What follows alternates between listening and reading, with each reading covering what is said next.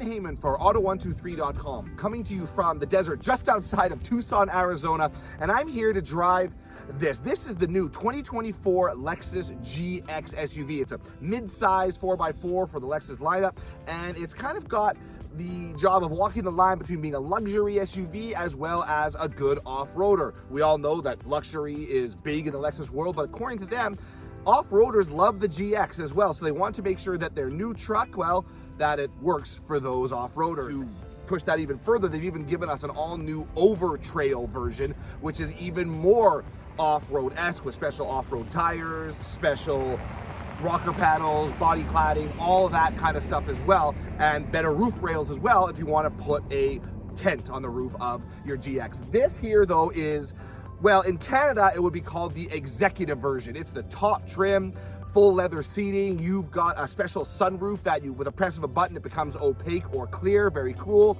And of course, you've got the strong powertrain as well, which is a twin turbo V6, which is technically just under 3.5 liters, good for 349 horsepower and 479 pound-feet of torque, fed to the four wheels through a 10-speed automatic transmission.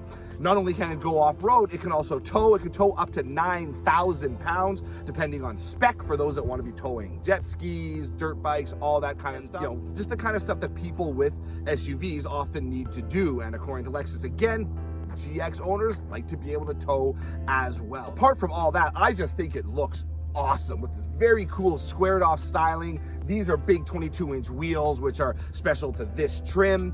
And you've got these very unique headlights. They've gone away from the spindle grille. That's no longer, it's still the hourglass shape, but no longer the spindle grille. And it's just very kind of boxy in general. And these days, boxy is in. That is the styling language that so many OEMs are slowly going to, with stuff like the Ford Bronco, Kia EV9, and so on and so forth. So they're doing well to kind of go with the flow in that way. Very cool looking outside. It's got a good powertrain. Let's have a look inside as well. So, if you thought all that boxy styling and that super high roof meant lots of headroom, well, you'd be right. Tons of space here, even with this sunroof. Got lots of room. The overtrail comes with the sunroof. Other models, you get a full-length moonroof as well. Lots of headroom up front. Massive display here. Wireless Apple CarPlay and Android Auto. It's got Hey Lexus commands, voice activation commands, which is good. You've got a digital gauge cluster as well, which is fantastic. The overtrail version, which is what I'm in now, the more off-road version, you have a MTS mode as well as a drive mode, and you've got crawl as well. What's cool is that those all use a single knob to switch between them. You just gotta press a button. You press this button, now you switch through the MTS modes, multi-terrain select. Press this button, now you're switching through the drive modes. Drive modes are Sport, Sport Plus, and so on. MTS is sand, mud, all that kind of stuff. I like that.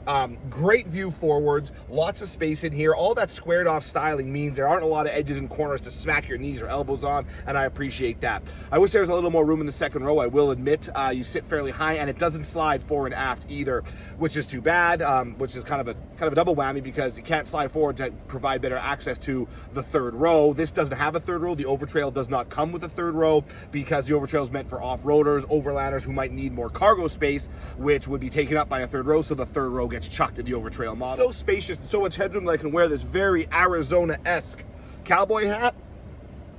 No problem at all. Well, you bump your head on the back of the seat rest there, but that's not the headrest there, but that's not the car's fault.